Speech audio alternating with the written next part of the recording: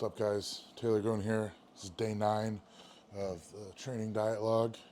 100 grams of carbs with just, I don't have any fruit today. I just have Tri-Ass regular old cereal. Insulin. Someone asked me if this was trend on the last video. I thought that was funny. It's not trend, it's insulin.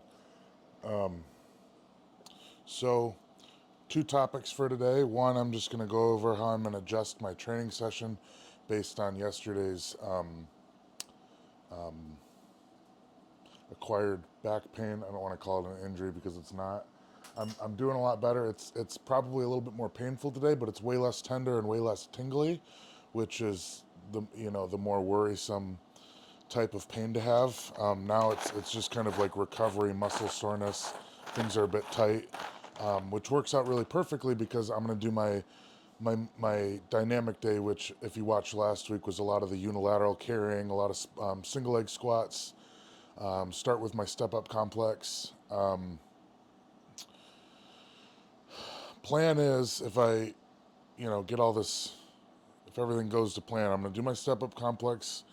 I'm going to do my carrying, probably one set of the unilateral carries all the way through, and then I'm going to do some duck walk, and then I'm going to do some unilateral carries, and I'm going to try to sandwich those two around the duck walk so I can kind of, one, prepare, and two, I'm going to assume that I'll probably hurt my back a little bit or at least compress a little bit more, so I'm going to do the carries afterwards to just kind of unfuck myself.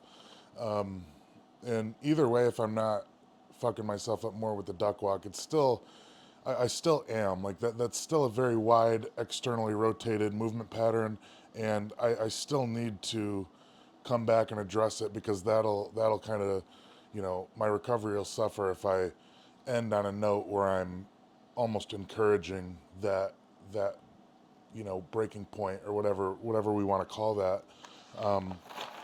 So, that those unilateral carries will kind of promote and I don't know,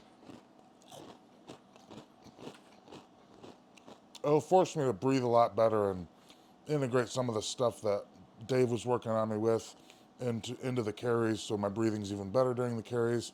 We load those positions, and this is just going to be very beneficial for getting unfucked, essentially. So,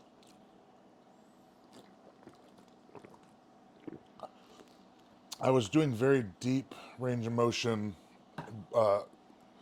elevated split squats last week. I'm going to change that variation up a bit to, because I felt that little pop in my quad. I don't want to fuck with it. Everything feels good, but I don't want to fuck with it.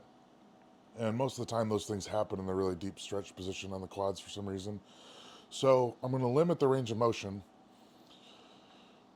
which brings me into my kind of a transition to my next point. What's better? Do we train short range of motion? Do we train long range of motion? Do we do the 90-degree explosive stuff? Do we do only compound movements? You need everything to develop, okay? And I've talked about this before, how I have like maybe a backup variation or a couple different variations that all focus on the same thing, but address a little bit different stimulus each time. So, you know, I was doing the deep range of motion. I'm going to deep range of motion ones last week. Because of what I've assessed, I can just change the variation so that my knee stops a little bit higher and I'm not getting into a full range of motion, and then I can really, really explode. I can focus even further on the tempo, and I can explode from like a 90-degree, like higher up, more athletic, I guess, point. And you need that. So that's what we're going to do today. And I'll do. So I didn't finish. I'm sorry. I'll do my step ups. I'll do my carries, duck walk carries, split squats that I varied, that I just talked about. I'm getting a little dizzy, and some good mornings and some grip work. Specifically hanging from a barbell and doing my 4 minutes of forearm complex, which Zach actually designed. I don't want to say that's mine. That's just the one that I have on the list for today. That's going to help a lot too because I'm spending a lot of time hanging and just decompressing all this shit. Just letting gravity do its job.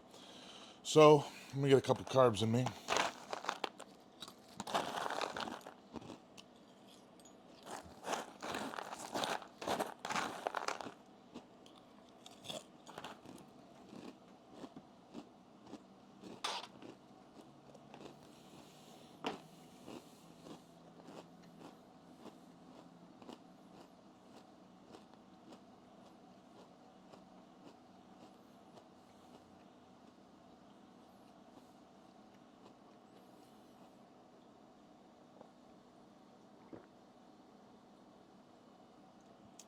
second topic I want to talk about is, and why that's a transition topic, is arm training, actually. And let me get into this, and I'll tie it back to how they kind of relate. They don't, but they kind of do. I'm going to make it relate.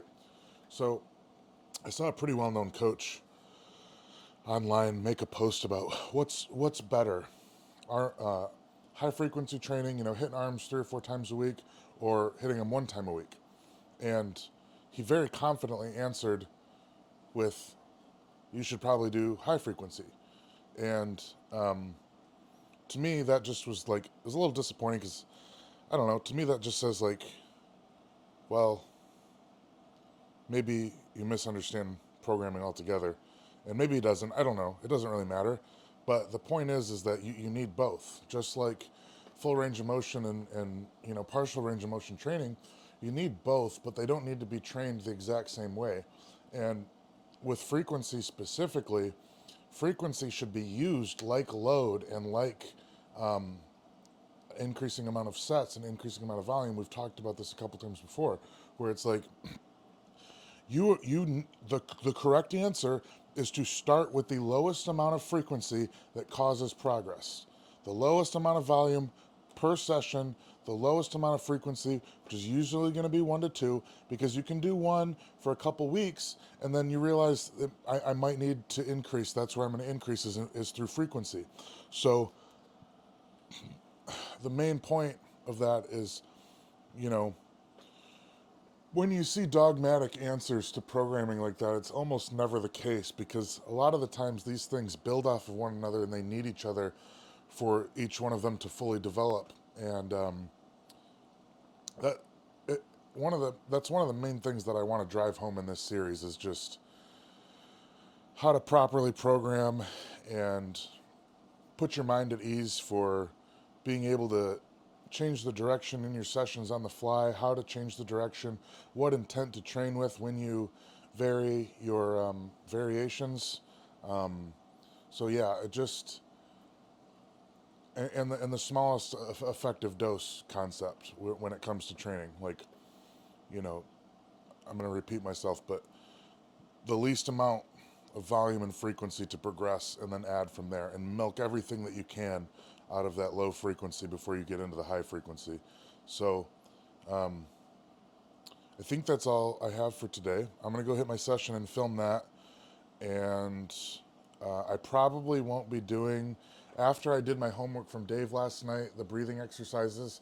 It was like 2 or 3 minutes and I couldn't really talk, and there's no way that I could really set things up for you guys to see anything. So I'm just going to, I don't think I'm going to film those unless some people start specifically asking for them. But you'll get all the information that I get from those in these and in the training sessions. So thanks for watching. That's all I have for today.